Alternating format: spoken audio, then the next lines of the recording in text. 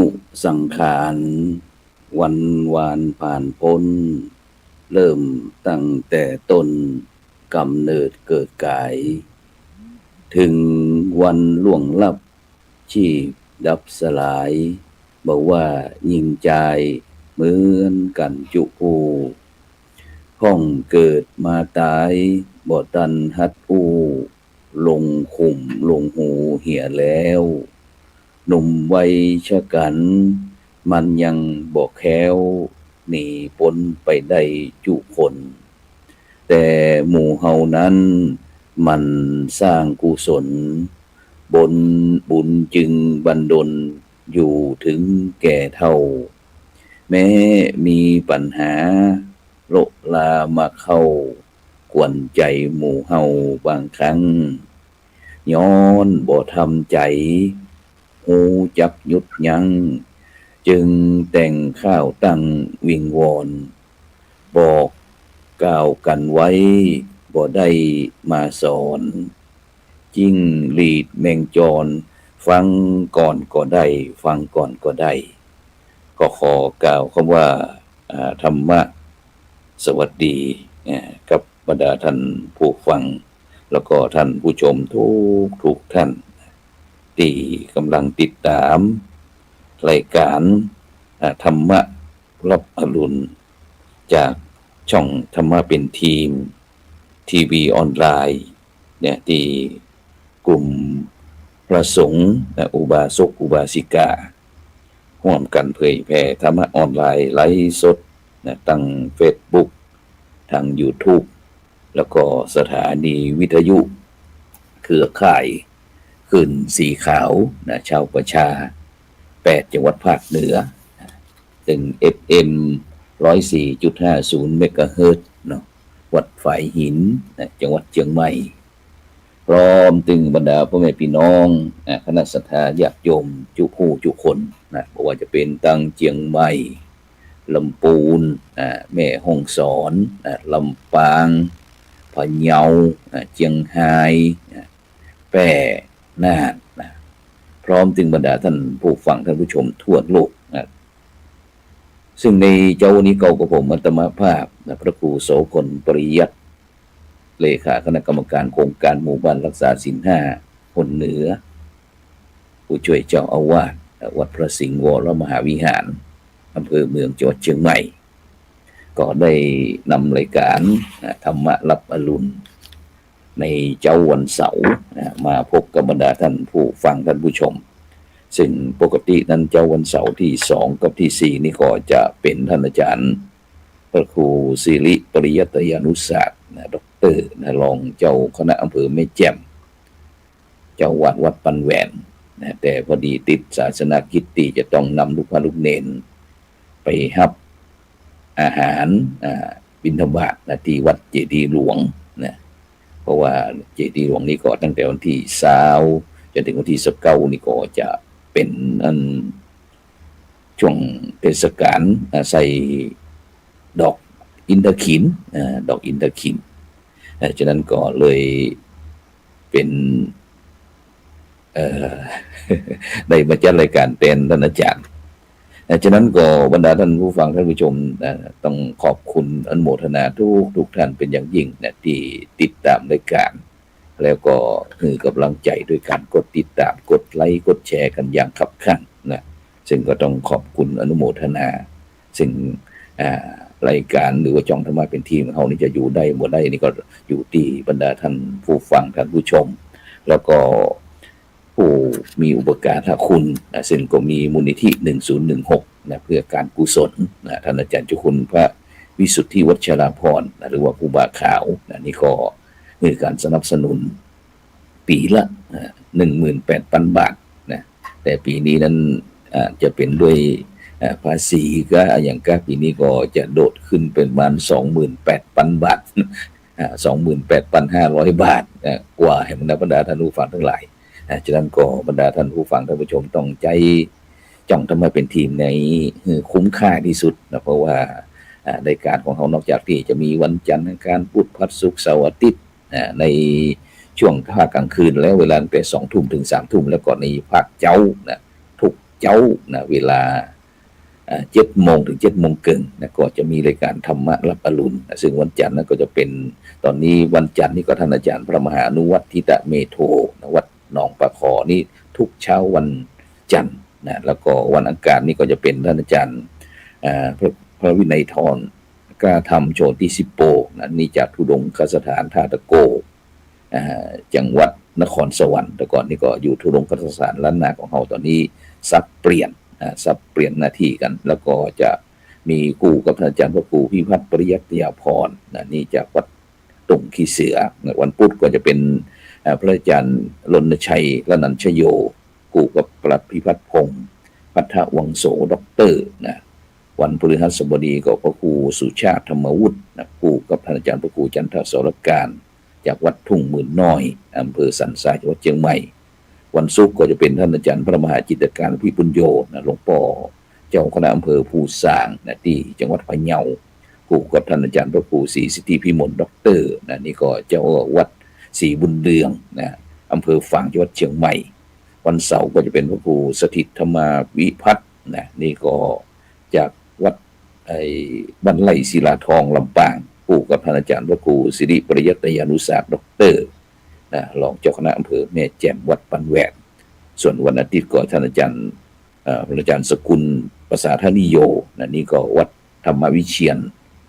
อำเภอเชียงดาวจังหวัดเชียงใหม่คู่กับท่านอาจารย์พระวิสิทธิตวิสิทธิโทนะผู้ช่วยศาสตราจารย์ด็อกเตอร์นะนี่จาก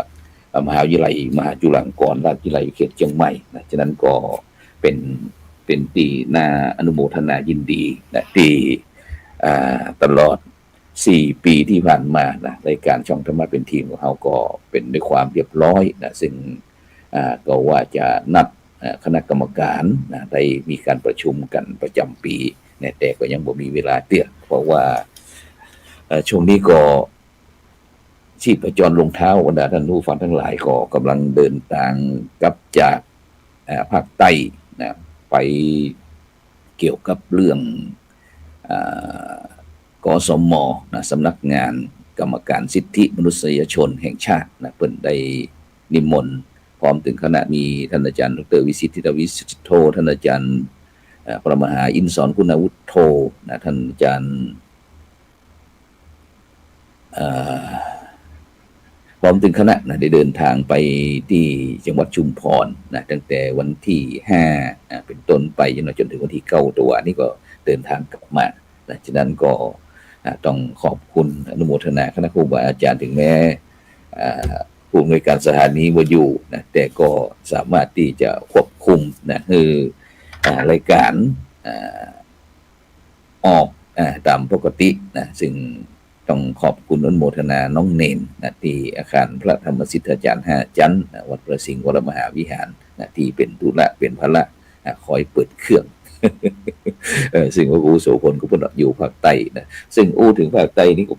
ท่อบรรดาท่านผู้ฟังทั้งหลายนะได้มีโอกาส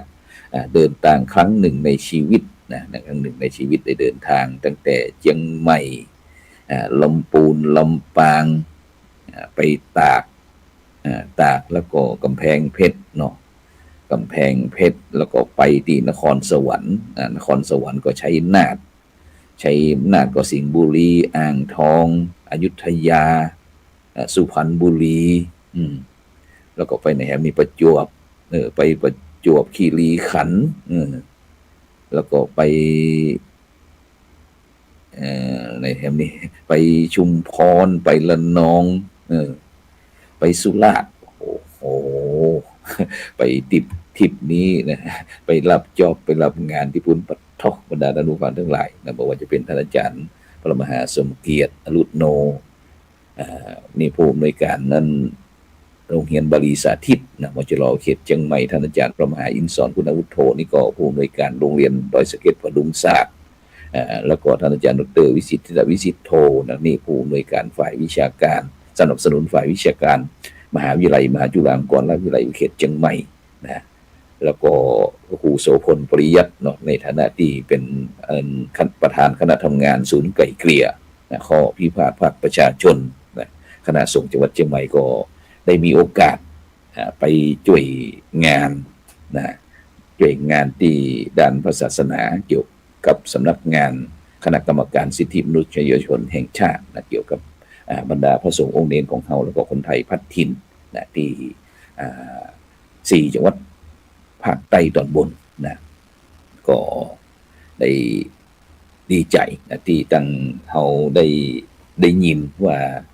บอกว่าเรื่องพระพุทธศาสนาตั้งล้านนาของเราพระพุทธศาสนาตั้งภาคใต้ภาคกลางภาคอีสานต่างๆเนี่ยบรรดาท่านผู้ฟังทั้งหลายนะซึ่งวันก่อนท่านอาจารย์พระครูอุปนันทโสพลนะรองเจ้าคณะจังหวัดระนองนะเพิ่นก็บอกว่าโอ้ถวายการต้อนรับกับคณะพระธรรมทูตนะจากล้านนานะเขาก็มานึกถึงว่าแต่ห้วยถึงพระธรรมทูตนี่นะพระธรรมทูตล้านนาซึ่งสมัยหนึ่งที่แม้แต่พระพุทธสีหิงของเขาเนี่ยบรรดาท่านผู้ฟังทั้งหลายก็อยู่ที่จังหวัดนครศรีธรรมราชศรีธรรมราชอีกนะก็อยากจะฝึกเหมือนกันอยากจะฝึกปูภาษาไต้เหมือนกันเพราะนอกจากที่จะมีพระธรรมทูตจากล้านนานครพิงค์เมืองเชียงใหม่ของเขาตั้ง4 รูปแล้วก็ยังมีถึงคณะทีมงานแห่งเรื่องบรรดาท่านผู้ฟังทั้งหลายนะแรกๆนั้นกสมเพิ่นก็จะขึ้นเครื่องจากเชียงใหม่ไปชุมพรแต่อันตรงบ่มีเชียงใหม่ชุมพรบ่มีจะต้องไปรอที่กรุงเทพตึงไปก็ต้องรอสายการบินจากกรุงเทพไปชุมพรแล้วก็กลับมาจากชุมพรมากรุงเทพแล้วก็มารอคืนก่อนจะขึ้นจากกรุงเทพขึ้นมาเชียงใหม่เนี่ยคณะทีมงานเขาก็เลยตัดสินใจใจรถตู้บรรดาท่านผู้ฟังทั้งหลาย15 ชั่วโมงปัดท่อ แต่มันก็เป็นกำไรชีวิตบรรดาท่านผู้ฟังทั้งหลายนะที่สิ่งที่เราบ่เคยรู้เคยหันบ่เคยเรียนบ่เคยศึกษาเมื่อเราได้มีโอกาสได้มีเข้าไปร่วมมีส่วนร่วมในกิจกรรมต่างๆนั้นก็ถือว่าเป็นการเรียนรู้นะที่เราท่านทั้งหลายจะขวนขวายไขว่คว้าโดยเฉพาะได้มีโอกาสไปที่ชะอำนะแล้วก็หัวหินนะได้หันไกลกังวลของพระตำหนักไกลกังวลพวกหลายสิ่งหลายอย่างบรรดาท่านผู้ฟังทั้งหลายนะซึ่งก็แต่เราวีตรวันก็คงจะได้มีโอกาสมามาจากนี่กับบรรดาท่านผู้ฟังท่านผู้ชมท่านก็ติดตามเด้อนะส่งกำลังใจกันด้วยการกดติดตามกดไลค์กดแชร์นะเพื่อเป็นธรรมทานยิ่งแชร์นักก็ได้บุญนักนะแชร์น้อยก็ได้บุญน้อยนะฉะนั้นก็ในช่วงเดือนพฤษภาคมนี้นะบรรดาท่านผู้ฟังทั้งหลายก็ถือว่าเป็นเดือนที่มีความสำคัญเช่นกันตั้งแต่ต้นเดือนมานะแต่วันที่4พฤษภาคมนี้ก็เป็นวันชัดมงคลแล้วก็วันพรุ่งนี้นะวันพรุ่งนี้ก็จะเป็นวันวิสาขบูชานะแล้วก็วันที่19พฤษภาคมก็จะเป็นวันอัฐมีบูชาฉะนั้นเนี่ยบรรดาท่านผู้ฟังทั้งหลายนะโดยเฉพาะวันนี้ก็เป็นวันโกนนะวันโกนก็วันขึ้น14 ค่ำเดือน6เดือน6ใต้ถ้าเป็นทางบ้านเขาก็เป็นเดือน8นะฉะนั้นปีนี้บ่มีดับหนนะฉะนั้นก็เข้าพรรษาก็จะเว้ยน้อยหนึ่งนะเข้าพรรษาก็จะเว้ยน้อยหนึ่งเข้าพรรษาก็ประมาณเดือนกรกฎาคมนะกรกฎาคมประมาณวันที่11เข้าพรรษาวันที่10นั้นก็เป็นวันอาสาฬหบูชาวันที่11ก็เป็นวันเข้าพรรษานะฉะนั้นก็พี่น้องบรรดาพุทธศาสนิกชนก็จะต้องเตรียมแล้วเด้อนะเตรียมตัวมือพร้อมซ้อมมือดีจะจากที่หน้าหนาวนะแล้วก็เป็นหน้าร้อนต่อไปก็จะเข้าสู่หน้าฝนแล้วนะฉะนั้นวันนี้เป็นวัน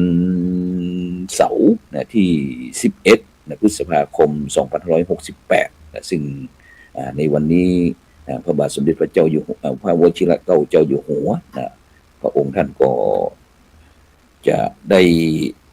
วันที่10นะวันนี้เนาะวันเสาร์ที่10นี่ก็ได้พระราชทานตั้งประเรียนธรรมนะ9 ประโยค 6 ประโยคนะในวันเสาร์ที่10พฤษภาคมเวลาพุทธศักราช2568เวลาก็5 โมงแลงในวัน17 นาฬิกาจนสุดเนาะ5 โมงแลงนะที่พระอุโบสถวัดพระศรีรัตนศาสดารามนะในพระบรมมหาราชวัง นะซึ่งก็จังหวัดเชียงใหม่เฮานี่ก็ได้ผู้ที่สอบผ่านปรริญญาธรรม9ประโยคแล้วก็6ประโยคก็หนักเหมือนกันนะฉะนั้นก็วันนี้ก็เขาก็ส่งกำลังใจถวายมุทิตา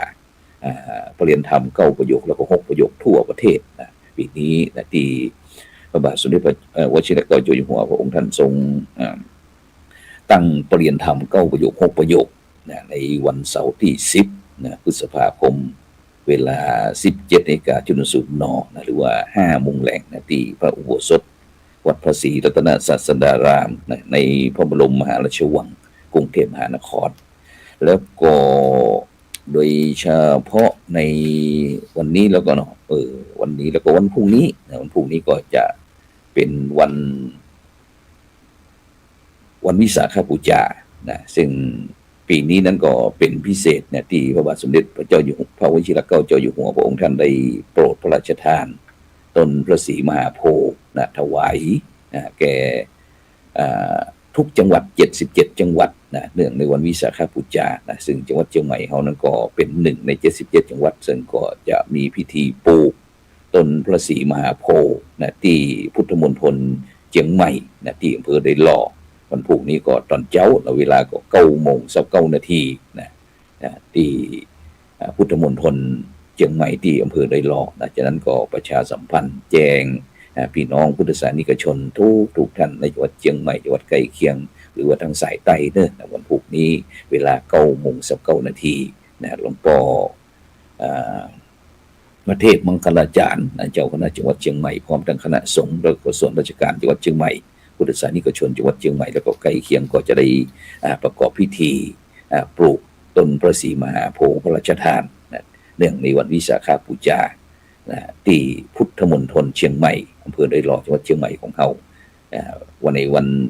อาทิตย์วันพรุ่งนี้วันอาทิตย์วันนี้วันเสาร์เนาะวันพรุ่งนี้วันอาทิตย์ก็เวลา9:29 นาทีนะแจ้งประชาสัมพันธ์แล้วก็ส่วนพี่น้องพุทธศาสนิกชนนั้นก็โดยเฉพาะวันวิสาขบูชาในภาคเจ้านะก็ใกล้วัดบ้านท่านเนาะก็ไปร่วมทำบุญตักบาตรครับไหว้พระสมาทานศีลเจริญจิตภาวนาแล้วก็หับปอนในภาคเจ้านะแล้วก็ในพวกแมลงนะในภาคแมลงนะก็จะเป็นพิธีเวียนเทียนนะที่ได้รำลึกนึกถึงพระมหากรุณาธิคุณพระบริสุทธิคุณพระเมตตาที่พระองค์ได้มีต่อเจ้าโลกนะที่พระพุทธเจ้าเขาได้มีต่อเจ้าโลกฉะนั้นก็วันพรุ่งนี้นะวันพรุ่งนี้เป็นวันวิสาขบูชานะซึ่งหน่วยงานทั้งภาครัฐภาคเอกชนต่างๆก็ได้ประดับธงชาติธงเสมาธรรมจักรต่างๆหรือว่าจะทำปาละเด็กละอ่อนเข้าวัดปฏิบัติธรรมนะเพราะว่าโดยเฉพาะวันพรุ่งนี้ก็ตั้งเทศบาลทั่วประเทศนะก็จะมีการเลือกตั้งตัวเอง ซึ่งก็ตั้งหลายทางหลายคนว่าเป็นอย่างมาเลือกตั้งตรงวันสำคัญในทางพุทธศาสนานะซึ่งก็คงจะมีเหตุผลนะมีเหตุผลเพราะว่าอาจจะเป็นช่วงวันหยุดนะที่จะทำเพื่ออำนวยความสะดวกแก่พี่น้องประชาชนตัวนะได้ไปทำหน้าที่สิทธิเสรีภาพสิทธิของตนเองในการที่จะเลือกผู้บริหารในผู้นำชุมชนท้องถิ่นต่างๆนะเสร็จแล้วเขาก็ได้ทำหน้าที่เป็นพุทธบริษัทตัวเองจากนั้นก็ดีส่วนผู้จัดเองบอกว่าดีนะเพราะว่าถ้ามีความพร้อมทุกสิ่งทุกอย่างถือว่าดีนะเพราะว่าหลวงพ่อพุทธทาสบอกว่าวันดีนั่นแหละถ้าทุกสิ่งทุกอย่างพร้อมตรงนั้นเป็นวันดีเป็นวันมงคลนะฉะนั้นก็เลยแจ้งประชาสัมพันธ์ให้ท่านทั้งหลายได้รับทราบแล้วก็แห่งงานหนึ่งงานที่ศูนย์ไกลเกลี่ยข้อพิพาทภาคประชาชนคณะสงฆ์จังหวัดเชียงใหม่นะโดยอาตมาพระครูโสพลปริยัติพร้อมถึงคณะทีมงานนะคณะกรรมการถึงที่ปรึกษาต่างๆนั้นก็ตอนนี้ก็ได้ทำการอบรมเจ้าคณะพระสังฆาธิการคณะสงฆ์จังหวัดเชียงใหม่นี่ผ่านไป4รุ่นเป็นที่เรียบร้อยแล้วก็วันที่13นี้ก็ท่านผู้อำนวยการสำนักงานพุทธศาสนาจังหวัดเชียงใหม่คุณโยมอารีพันจันทร์ผู้อำนวยการก็จะได้มีการนัด คณะกรรมการพร้อมถึงคณะสงฆ์ต่างๆได้มีการประชุมที่สำนักงานพุทธศาสนาจังหวัดเชียงใหม่ที่ศาลากลางจังหวัดเนาะเวลาก็ประมาณบ่ายโมงจากนั้นก็ป่านนี้จดหมายก็คงจะถึงคณะครูบาอาจารย์แล้วก็คณะกรรมการเขาเป็นที่เรียบร้อยเพื่อที่เขาจะได้สรุปงานแล้วก็ตอนนี้งานเขาถึงไหนตอนนี้แล้วก็เขาจะเดินทางอย่างไรต่อไปนี่ก็คือเรื่องการทำงานในยุคสมัยใหม่ก็จำเป็นที่ทำงานแล้วจะต้องมีภาคีเครือข่ายแล้วก็มีการปรึกษาหารือแล้วก็ตอนนี้ถึงที่ไหนแล้วก็จะเดินทางอย่างไรซึ่งในต่อไปก็จะเป็นเรื่องการที่จะคัดเลือกตัวแทนคณะสงฆ์แต่ละอำเภออำเภอละ1 ลูกพร้อมถึงคณะสงฆ์ตั้งภาคเหนือของเขาในประมาณ 4-5 จังหวัดที่จะเข้ารับการอบรมข้อพิพาทศูนย์ไกล่เกลี่ยข้อพิพาทภาคประชาชนเพื่อที่จะขึ้นทะเบียนเป็นผู้ไกล่เกลี่ยเสร็จแล้วก็คณะสงฆ์ก็จะได้นำไปตั้งศูนย์ไกล่เกลี่ยข้อพิพาทภาคประชาชนประจำอำเภอเพื่อที่จะคอยเป็นสถานที่คอยที่เป็นที่ปรึกษาหารือเป็นที่พักผ่อนหย่อนใจเป็นที่ระบายแล้วแต่จิปาถะทุกสิ่งทุกอย่างในบรรดาท่านผู้ฟังทั้งหลายจากนั้นวัดก็จะได้กลับมาทำหน้าที่เป็นศูนย์ไกล่เกลี่ยข้อพิพาทภาคประชาชนเพราะว่าจะเป็นตึงในวัดในเรื่องพระศาสนากะหรือว่าของเจ้าบ้านกะชุมชนกะอย่างต่างๆที่ก็เพื่อที่จะใจศีลธรรมนำหน้าในเราบ้านเมืองนั่นเองฉะนั้นก็ตรงนี้ก็เป็นมติใหม่ที่ตั้งคณะสงฆ์จังหวัดเชียงใหม่เขาได้ขับเคลื่อนแล้วก็โดยเฉพาะนอกจากที่ศูนย์ไกล่เกลี่ยข้อพิพาทภาคประชาชนคณะสงฆ์จังหวัดเชียงใหม่จะได้ทำหน้าที่ในจังหวัดเชียงใหม่แล้วก็ยังมีการเผื่อแผ่ช่วยเหลือคณะสงฆ์ใกล้ๆบอกว่าจะเป็นตั้งลำปูนลำปางเมืองแปร่พะเยาเจียงไฮ้นี่นะบรรดาท่านผู้ฟังทั้งหลายซึ่งก็ในวันที่20วันที่20นี่ก็จะได้ไปร่วมประชุมที่วัดพระธาตุจ้อแฮกับคณะสงฆ์วัดแปร่ที่เกี่ยวกับเรื่องศูนย์ไกล่เกลี่ยแล้วก็ศูนย์การเรียนเกี่ยวกับลูกพระลูกเนรเรื่องการศึกษาเพราะว่าตอนนี้ก็การศึกษาภาคที่1ก็จะเริ่มเปิดแล้วในช่วงกึ่งกลางเดือนพฤษภาคมบรรดาท่านผู้ฟังทั้งหลายอู้ถึงเรื่องศูนย์การเรียนโพธิยาลัยนี่ก็ฝากข่าวจากท่านอาจารย์พระมหาสมเกียรติอรุโนผู้อำนวยการโรงเรียนบาลีสาธิตมจร.วิเขตเชียงใหม่นี่ก็บอกว่าวันที่15นิมนต์พระครูโสพลได้ไปร่วมงานปฐมนิเทศที่พระวิหารหลวงวัดสนดอกด้วยจากนั้นเขาก็จะนำบรรยากาศที่วัดพระวิหารหลวงวัดสนดอกที่ว่าใหญ่ๆกว้างๆที่ครูบาเจ้าศรีวิชัยนักบุญแห่งล้านนาของเขาเนี่ยได้สร้างไว้เนี่ยว่าหลายท่านหลายคนสร้างอย่างว่าใหญ่แต่ใหญ่ปล้ำปะเหลืออีกนะ แล้ววันนั้นเขาจะหาว่าวันที่15พฤษภาคมเนี่ยเวลาบ่ายโมงบรรดาท่านผู้ฟังท่านผู้ชมถ้าเชื่อพระครูโสพลไปพอด้วยตาของตนเองได้ว่าลูกพระดูเนนจะนักขนาดไหนฉะนั้นเพราะวันนั้นเป็นวันปฐมนิเทศหลังจากที่วันที่15-16ไปก็จะเริ่มมีการเปิดการเรียนการสอนตามปกติของภาคที่1ประจำปี2568ของลูกพระดูเนนเขาก็จะเริ่มขึ้นแล้วก็ตั้งมหาวิทยาลัยมหาจุฬาลงกรณราชวิทยาลัยเขตเชียงใหม่เขาก็จะเริ่มเปิดเช่นเดียวกันบรรดาท่านผู้ฟังทั้งหลายฉะนั้นก็ลูกพระลูกเนนที่บ่มีที่ห้ามที่เฮียนเด้อก็นิมนต์หรือว่าบรรดาท่านผู้ฟังท่านผู้ชมคณะสัตยาญาติโยมสนใจที่จะเรียนต่อมหาวิทยาลัยสงฆ์ที่มจร.เขตเชียงใหม่ก็สามารถที่จะเรียนได้โดยเฉพาะปีนี้ปีที่1ปีแล้วนี่ได้ย้ายนักนิสิตพระนิสิตปีที่1ไปศึกษาที่มจร.เขตเชียงใหม่วัดที่ปงกุ่มอำเภอดอยสะเก็ดจังหวัดเชียงใหม่ปีนี้ก็จะมี2รุ่นแล้วฉะนั้นก็เริ่มทยอยที่จะไปทำการเรียนการศึกษาจัดการเรียนการสอนที่มจร.ปงกุ่มโดยเฉพาะปีนี้ก็มีพิเศษหลักสูตรพิเศษกำเนิดซึ่งวันอาทิตย์เขาจะคือบรรดาท่านผู้ฟังท่านผู้ชมทั้งหลายว่าในปัจจุบันเนี่ยการศึกษานั้นบ่สามารถที่หยุดได้เนาะแล้วก็วันที่21นี้ศูนย์การไกล่เกลี่ยข้อพิพาทภาคประชาชนคณะสงฆ์จังหวัดเชียงใหม่ก็จะไปเป็นที่ปรึกษาคณะสงฆ์จังหวัดพะเยาจะมีการประชุม สัมมนาเชิงปฏิบัติการนะที่มหาวิทยาลัยมหาจุฬาลงกรณ์และวิทยาลัยเขตพะเยานะซึ่งก็มีท่านอาจารย์เจ้าคุณพระเมธีวชิรคุณนะรองที่การบดีนั้นก็จะเป็นผู้ดำเนินการในการจัดประชุมในครั้งนี้ฉะนั้นก็ขอตั้งเชียงใหม่ของเราไปสนับสนุนในเพื่อที่ได้เป็นในฐานะที่เป็นพระธรรมทูตนั่นแหละบรรดาท่านผู้ฟังทั้งหลายนะหลังจากนั้นก็เสร็จจากที่พะเยาเรียบร้อยแล้วนะก็จะขออนุญาตบรรดาท่านผู้ฟังท่านผู้ชมที่จะเข้าคอร์สพิเศษ45วันนะที่โครงการอบรมพระวิปัสสนาจารย์รุ่นที่15นะซึ่งก็ที่วัดพระธาตุสีจอมทองอำเภอจอมทองจังหวัดเชียงใหม่นะสืบสานแล้วต่อยอดนะโครงการพระวิปัสสนาจารย์ของคณะสงฆ์ไทยนะฉะนั้นระหว่างวันที่22พฤษภาคม